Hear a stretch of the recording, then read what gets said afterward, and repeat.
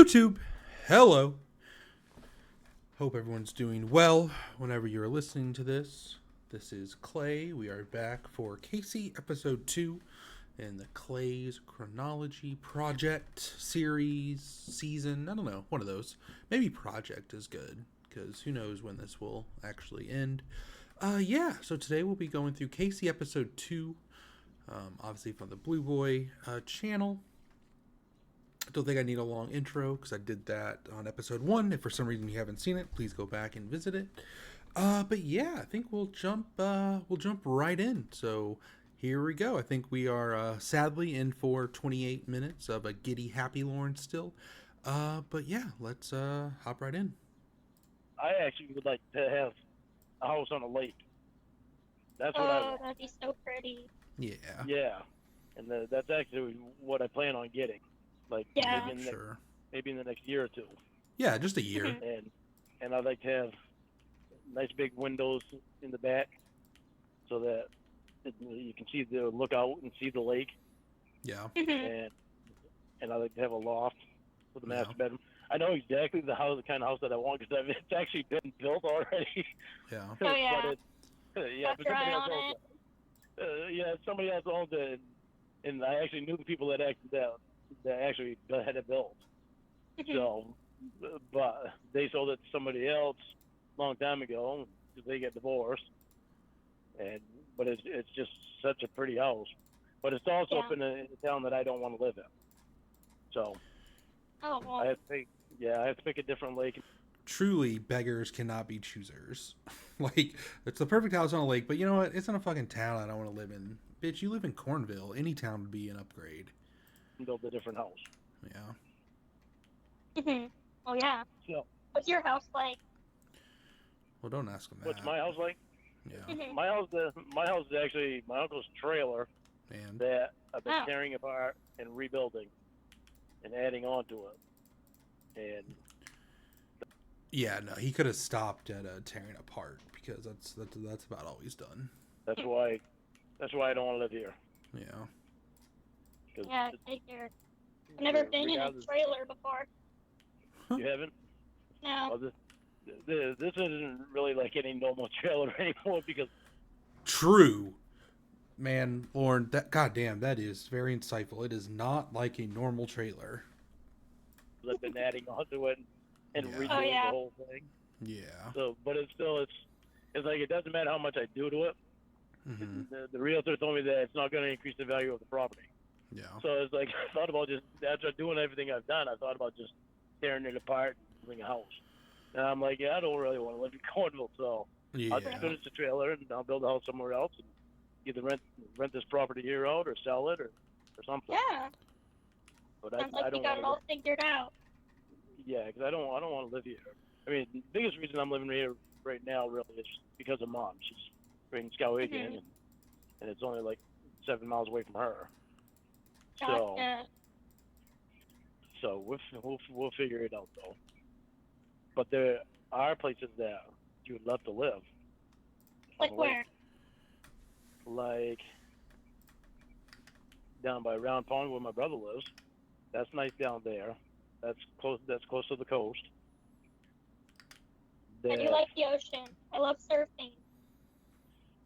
I mean, cold surfing in Maine. Well, I guess the ocean's cold anyway. Either way. Hell,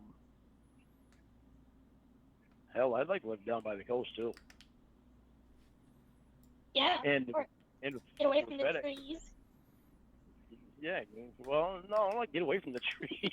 Yeah. We'll still have trees. Yeah. We'll still have trees. So you said you go skiing a lot. I used to go on a lot. Yeah, remember in the emails, well, either email or text, I think it was emails, he mentions that he loves, skiing, hiking, and playing volleyball. So it's a throwback to him loving skiing. Remember, this is one of his favorite hobbies. Surely, if it's something you love to do, you've probably done it in the last, I don't know, it's like 3 decades, but I guess we'll see. Long time ago. Yeah. I haven't been in years. Last time I went, I was in the Air Force. We had a ski mountain right on the base. Yeah. And that was the last Is time there, that I there's went. an Air Force base there in Maine? No, I was stationed in Alaska. Oh. I was up with his real winter weather. Right, yeah. That's Yeah. pretty cool. Yeah, I So was where do you stationed up ski there. then in Maine? Where do you go? Oh, you got, let's see. You got Squaw Mountain. Squaw. I gotta remember all the mountains. Mount Katahdin has some. Mount Katahdin's Well, actually the highest mountain in Maine. well, the last time you skied in Maine, what mountain did you like going to? That was, trying to remember the name of it. Shit. It's in Carabassa. The name of the town is Carabassa. Okay. Damn. I can't remember. I can't believe I can't remember the name of that. Yeah. It begins with an S. I'm gonna have to look it up. Yeah. And find out. The three kids that I used to babysit when I was a teenager and their mother, we used to go there all the time. Go skiing, and she's the one that taught me how to ski. And she kept Oh, looking really? behind her. Yeah, she kept looking behind her, and she ran right into a bunch of trees. Oh, Small goodness. trees. Yeah, thank God they were small trees, but all I could think was, holy crap, she's teaching me how to ski. Yeah, so that was too funny when that happened. Yeah. But, It sounds like it. But God, I love that. I love skiing down there. But see, the skiing there, that's not far from here. In the Squaw Mountain, there's Eden Mountain, which is really close to here. There's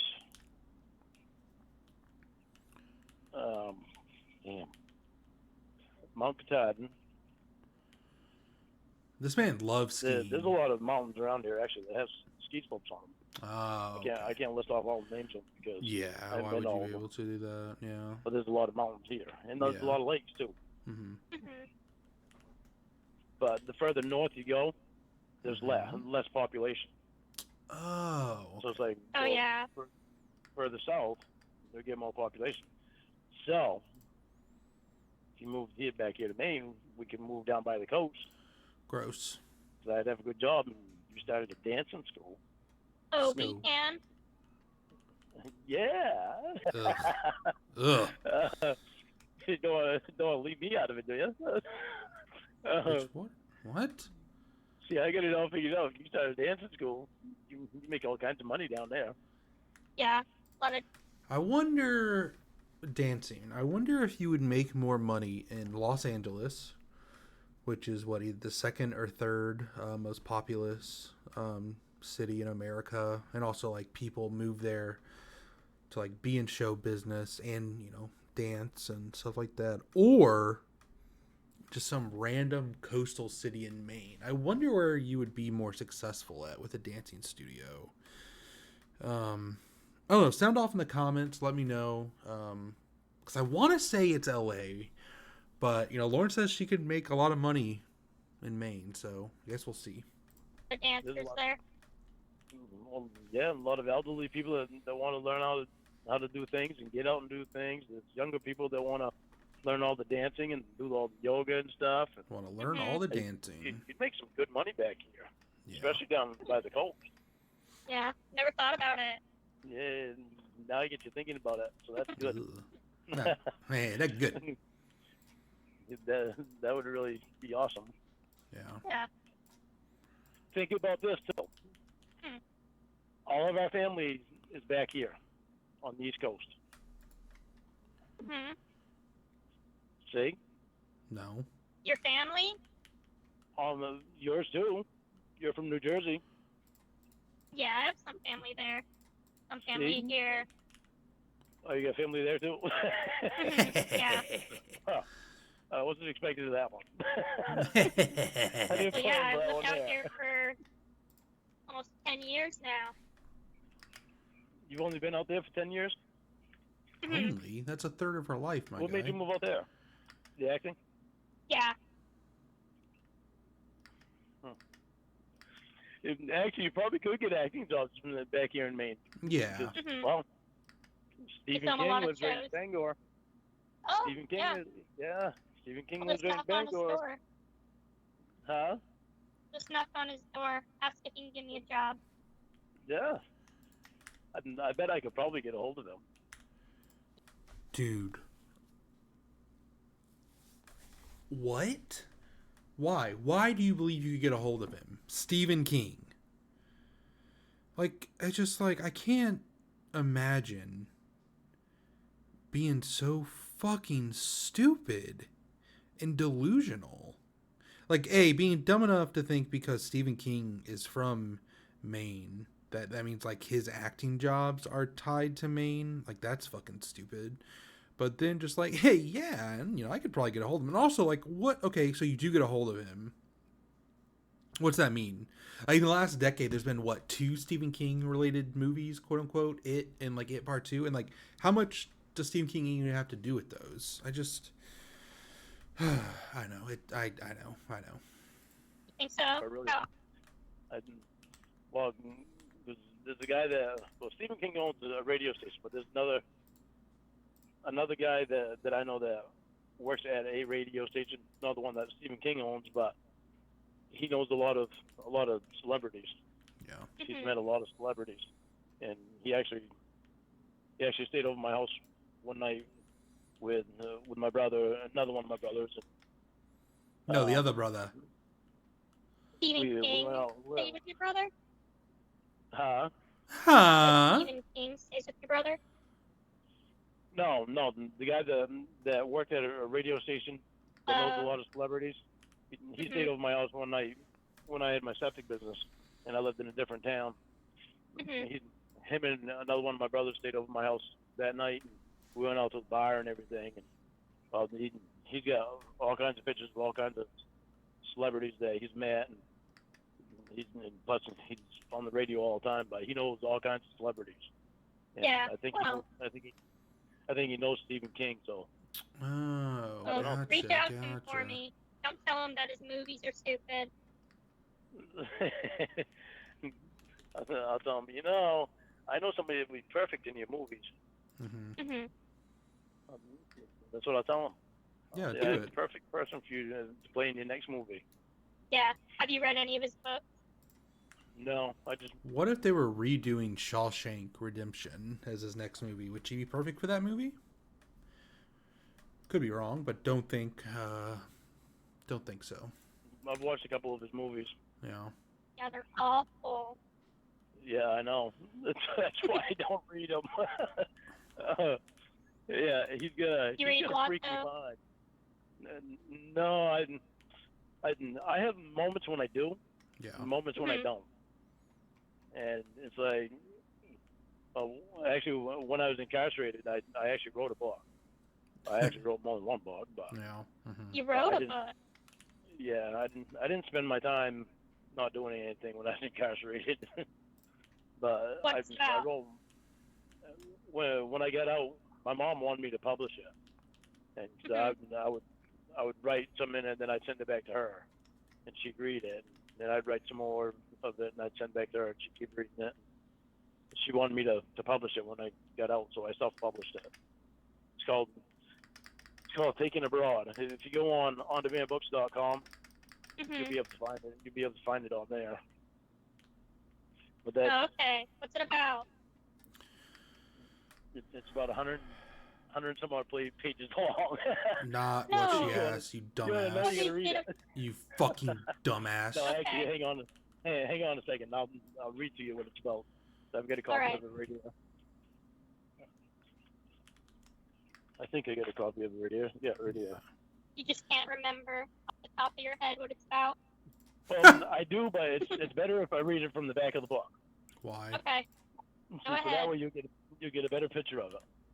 Better picture. Okay. I turn my light on here. Gonna put my reading glasses on now. Old ass Your man. reading glasses. Yes, I had to Yes. start wearing reading glasses like a Yes. year and a half ago. Shocked the hell out of me. I looked at the book and I was trying to read. And I was like, why is this getting all blurry on me? Lauren, you've never once looked I at had it one to there. read it. Yeah. What's funny? I'm still young. You are Mhm. not. In my mind, I am. Right. Okay, well. Okay. You can come to my elderly hip hop class. Come to your what? You Elderly what? hip hop class. Oh, really? Yeah. Come dance with the old ladies. What is that? Yeah, let's see, and I'll be the youngest one there, and all the Yeah, others will be there you 75 go. and older, right? Yeah. Well, you saw the way I danced, so, you Yeah, got to place there you me go. where you see fit. God, he is so giggly and squeaky and happy and just fuck. You can show them how it's done. Oh, yeah. Yeah. Look at me go. I step side to side and swing my arms a little. Mm. All right, I felt read like the stuff. I feel like such an idiot doing that dancing for you. I was like, No, here I am no. dancing for somebody that dances professionally. Yeah, I look real intelligent. Yeah. Well, Okay, I'll read this to you. okay. Okay, preparing for life after high school. Aaron having a hard time seeing the words here. Like, off the floor. Preparing for life after high school. Aaron enlisted into the army, anxious to serve his country and Anxious? fight for what he believed in. After You losing his anxious to see closest my friend to a penis? sniper, Aaron Yeah. lost it while in the field and spent 3 months in a psychiatric ward until being shipped home. Once home, he falls in love with Brooke, a girl he meets on a blind date. Not long after getting engaged, he begins having nightmares of his time in Iraq, in the Iraqi war. But he puts it off as nothing serious. When the nightmares become more intense, Brooke talks to Aaron about seeing a psychiatrist, and because of the deep love that Aaron has for his family, he agrees. Unfortunately, the intense sessions with the psychiatrist don't help, and the nightmares begin to affect Aaron further. Aaron can no longer fight the right and wrong of the murders he's about to commit. I gotta say, I'm not an author. Never written a book. Probably won't ever write a book. But I feel like if you're writing the summary of the book, well, sorry, not a summary, but like the little part that goes on the back, maybe don't like give away the big thing. Like he could just stopped with. I think like if he would have stopped after the starts having intense dreams, of his time in Iraq, like that would leave a little mystery, right? Like you'd be like, oh, okay, like wonder what's causing these dreams, what are going to be the result of these dreams. But instead, he's just like, yeah, he has to deal with like the terrible murders he's doing, right? Like he just completely gives up the game. There's no mystery. Like if you read that, you'd be like, oh, okay, well, you already knows where this is going. And it's also like only 100-page book anyway. Like you got to leave something to the imagination, something for the reader to actually discover, right? I don't know. He's just, I mean, it's not shocking that he doesn't know what the fuck he's doing, but like, his editing team, Mama Gwen, Paul, Richard, couldn't tell him that was a bad idea. In the end, justice is served with the heartbreaking death that Aaron did not plan on. Yeah. There you go. There you go. Okay. So, it's about PTSD. It's about what? What? PTSD. Kind of, yeah. What do you mean, kind of? Okay. No, that is. It's about What? a kid that goes into the military after school and has post-traumatic stress syndrome. It's pretty much about that. No. Okay. Yeah. Okay, you know what? Oh, Whatever. I'll have Whatever. to buy it. Yeah. You don't have to buy it. Just come here and you can read it. Boo. Sneaky on that one, huh? No. Yeah, you got me. Yeah. I'd like to have you. Ugh. Come here. Oh my god. Yeah, gotta get you moved to Maine. Can you not move? The first call was 15 minutes. We were 15 minutes in this call. So 30 minutes of actually talking on the phone. We have to get you to Maine. Well, I can, but I have to get permission from them. Yeah. Oh. It's like I can get permission from probation. They have to okay it out in California, and I have to have a place to be out there and somebody that I know, and the area has Well, to you be got right. your family, don't you? Out in California? Yeah.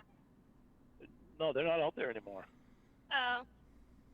Yeah, 'cause both uncles came back and one died, and both of my brothers moved back here a long time ago too.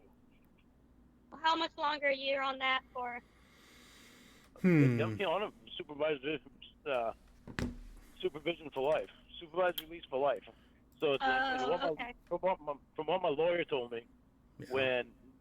when I signed before I signed the plea agreement, he said that this is what it is, but it's once you take this class, you can go back to court and get off supervised release because they don't want people being on supervised release if they're not a threat to the community. Yeah. And it's like, Okay.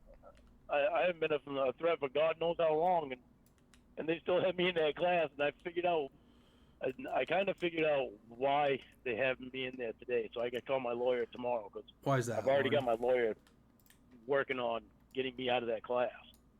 It's like I should have been out of that class within like a year and a half time from what they told me from the start. But I've never seen anybody get out of that class in a year and a half time. And it's like So they have a book. You've been in the class since you got out? Yeah. Oh wow. You just get Yeah. out? And there's one person that I've seen get out of the class, and I've actually had 4 different counselors. For 4 years, I had one counselor, but then all of a sudden somebody got the contract. They sell the contracts, and it's like they go with the lowest bidder, and somebody else had gotten the contract, and I was with that person for a year. And then another person got a contract, and I was that person for a year or two. And then Wait, now so what is this class for exactly? it's for the sex offender treatment class. That's what it's called. Okay. And you've been in it since you got out? Yeah. I love that Lorne here, and obviously this is not anything new, not a revelation to just the case he calls, but like it's so wild to him that the failure of him getting out of the class is not on him, right? Like you listen to what he was saying, the way he's saying it, it's oh yeah, I've never seen anyone get out of this class, and I've had all these counselors, and they just keep me in here, and they go for the lowest bidder, just like. He doesn't like it's just so foreign to him the idea that maybe the reason that he's still in class is because of him, right? No, I mean it's got to be the class. It's not that all these pedophiles are fucking idiots who don't know how to pass a class because they're all super super deeply disturbed people. It's like no, just the class is made. They just want to keep us in there for money reasons. It's like no, Lauren, you're a fucking dangerous pedophile who as of like this call is what like November of whatever, so only like 6 months removed from him admitting to his counselor and polygrapher that he was jacking off to Mary Ingalls and getting all hot and bothered by the girl doing the national anthem. It's just he just has no awareness isn't the right word, but just like no self-reflection that maybe I am the issue. I mean, it can't be that, but I don't know. It's just like going like again. I don't really listen to like I said the Giddy calls that much, so it's been probably pretty long. Outside of like again, I'll give credit to Wes and Nuggies who did this in the last year or so. I also like listen to them talk, do commentary. Like I don't really listen to like the quote unquote like Lauren Happy calls, especially with Casey. But it's just like it just fucking just blows my mind that he's just so oblivious to his own shortcomings and his own problems, and if he actually applied himself maybe he would be out of this class. But no, it's just like yeah, no one passed the class, so I'm not even gonna like apply myself because I'm just not gonna get out of the class anyway. It can't be that I'm a bad person. It's that the class is designed for me to fail. There's a book that you have to finish. Yeah. And Must be a you big don't book. even. Well, it actually was pretty thick. And well, the thing is you don't have to complete all the assignments in the book. But I took my time, and I took 4 years, and I completed every assignment. Dude, we've all we have all seen those assignments. He, quote, took his time with them. The fucking letter from the victim, him, all that, the good touch, bad touch stuff. He, quote, took his time on it, and he's just so shocked that they didn't pass him after, quote unquote, finishing the book. What a God. I don't know why I'm getting so worked up. It's just like so annoying. Until I felt good about what I had completed. I made sure that I went through everything. So He felt good that about way, that. I felt good about it myself. Bleak. That I had a lot of things happen to me, so it's like I wanted to get that stuff straight in my head of, what brought me to that point where I was able to do something so terrible. Boo. Mhm. So I wanted But to understand everything. you finished the book. Oh God, I Like finished that packet, book. or what? Yeah, I finished the book 4 years ago, and they still haven't let me out of the class. So that's why we've been, me and my family's been bitching about it for the last 4 years. And finally, it's just got tired of it. They can't even give me a reason now why I'm in there. Weird. So yeah, so now it's like I got a lawyer, so we can either figure out why they still have me in there or get me out of there. And I'm shooting for them to get me out of there. Well, because you they said can't even give me a reason. Well, you said you found out today the reason, right? Well, I have an idea of the reason, and it's really not a reason because it has nothing to do with being a threat to the community, which is basically the reason why you're in that class. It's so to make sure you're not a threat to the community. Well, the reason that I think it is, it's not even being a threat to the community. Yeah. So you're in there because you're not a threat to the community? Yeah. That's what I'm getting from it. From what I heard today, well, it's not just today that I heard it, because it took today for me to realize, this is like the 20th time that they've told me the same thing, and it's like, it just dawned on me that this has got to be the reason why they still have me in here, because You I'm can't not just doing ask what. them. Oh, I've asked them. I've asked them right out straight. Right out straight. What, they just sit their lips? They just tell me, is it hurting you being in there? I'm like, well, no, it doesn't hurt me being there. Everybody should have counseling. It's good for them. It's good for them to be able to talk to people. But the thing is I'd rather have a one-on-one session with somebody than I would be in a class of people. I'm not understanding. So what's the issue then? The issue is that they have me in. They just won't tell you. Yeah, they won't tell me what the reason is. So they can't come up with a reason. They've got to. So I mean, like, we know all this is bullshit, but how bullshit? Like, there's just no way that they haven't told him. Like I'm sure Dwayne or whoever has sat him down and told him exactly what they're worried about, the things that have popped up in his, polygraph test and that psych report, and told him out right street that this is what we're working on, this is our concerns. But I guess does Lorne just like too delusional to believe those are actual problems? So in his head, it's, I don't know why they are. Like, I'm not an issue. I'm not a danger to the community. There's a valid reason. It's well, like they gotta have a reason. Otherwise, they let you out. Yeah, well, that's the thing though. They're not telling me what the reason is. Mm-hmm. So in order for me to find out the reason, I have to I have to actually have a lawyer to do it. Mm-hmm. Right. Okay. I must have misheard you. I thought you said you figured out the reason. Oh, I think I figured it out. So I got to call my lawyer tomorrow and tell him what I think.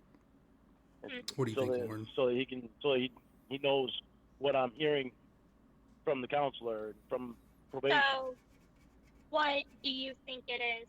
That's the issue. I think it's because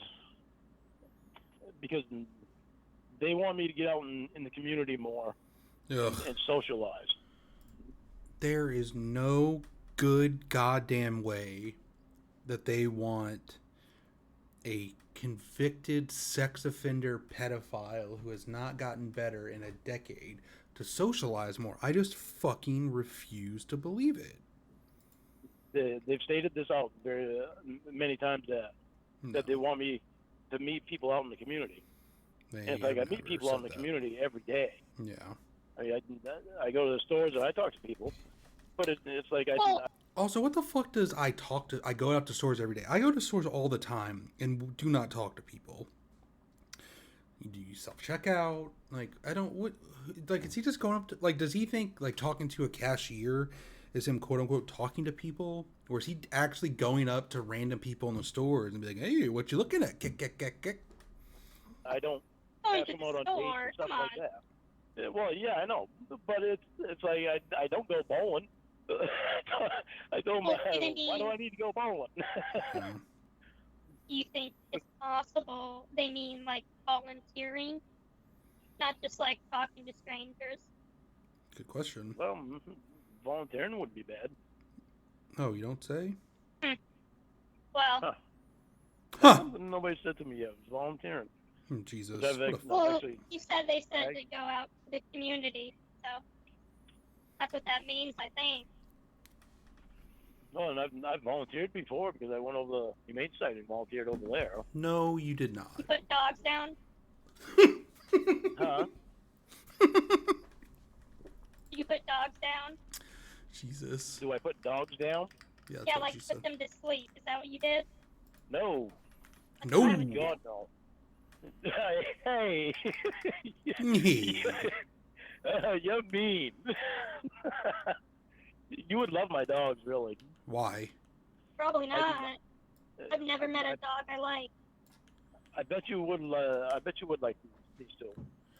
Like, that's something so small, whatever, but it's just like so perfect to his character because it's him. It's something that he does. You would like them, right? It's like she does not like dogs. She has said that multiple times. She just said she would like to volunteer at the Humane Society so she could kill dogs. And he's just like, well, my dogs you would fucking love. And I'm sure there's other examples of stuff like that, but just like because it's him, you would like it, even though this person just stated that they hate.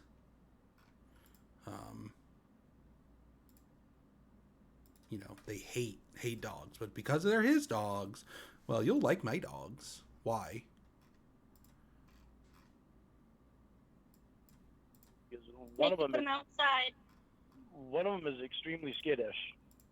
And so she was abused before. She spends the majority of her time she spends on the bed, just laying on the bed. And Roscoe is like her safety net. Mm-hmm. And he's old. He used to be rambunctious before, but now he's older and settled down. And I think after these two, I don't want to get any more because I've had dogs all my life. And yeah. It's they shed. They smell bad. Well, yeah, unless you give them baths and stuff. Which you have never done in your life. There are ways to get around them smelling bad. I guess. You have to buy them food. They need attention all the time. Sounds like Lorne. Yeah, but you think about how loyal they are. Think about how loyal they are to you. How much protection they are. I'd rather die. Oh, don't say that. You can't die. You and I just got to start talking here. Boo. I do love dogs, but it's so hard when something happens and you don't have them. Like what? Is it dangerous where you live? No. When this thing happened, I had Bud, my black lab that I had when I was down there in Nashville. I actually had him when I got my CDL when I was out in Washington State. They actually sent me one time to Georgia, and that's where I found Bud. He was abandoned and abused. His ribs were showing. He had scars on his head, and I was talking to my sister-in-law on the dock, on the payphone on the dock, and he came over and started barking at me. So I got off the phone with her, and from a distance, he looked like a full-grown dog, but then I got up close and I realized he was just a puppy. And the nearest house was like What? 20 miles away, so I threw him up in the truck and fed him 2 peanut butter and jelly sandwiches and had him ever since that. I've raised him for 9 years. So, I mean, he definitely just stole, like, a dock worker's dog, right? I mean, like, Lorne is not smart enough to, like, be able to tell when a dog is, like, getting well taken care of or whatever. So he just, like, saw a dog, fed it peanut butter and jelly sandwiches, and then just stole a dog from probably just, like, a dock worker. Yeah. Good shit, Lorne. Right up till the point of the sting. And when the sting happened, and I had to have my best friend, Tony, go down from Maine down to Nashville and get him. Mm-hmm. So that was rough on me. Yeah, I'm sure it was. But he wound So up. where you don't have that dog anymore? No, he's probably dead by now. He probably died. Oh wow. Yeah, 'cause he was 9 when the sting happened. And Yeah, probably dead. yeah, he probably died 4 or 5 years ago. Yeah, Imagine. probably. He was a really good dog. Good dog. Every dog I have is a really good dog. They're Again, loving. because they're his, every dog was good. I mean, just like there are some dogs that are pain in the asses or whatever, but no, you know, they're a good dog. You know, his dogs were so good that that one dog, Daisy, he just gave away. Yeah, man, you fucking love your dog, and she must have been so good. They've got a lot of love in them. They've got a lot of love in them. Yeah. Right. I have a cat too. Yeah. Okay, here's something to tell you. Here it is. Okay, down in southern Maine, which is Oh, this is not. I thought this was around the other part. the area that's where a lot of rich people are down there. Uh huh. Well, there's the malls down there, Yeah. Mhm. and you don't have to go far to go to the malls. What the fuck are you talking about? Yeah, only Maine has malls. You know, LA famously has no malls, has no shopping, has no high-end shopping. So yeah, you need to move to Maine, to one city near the coast that apparently has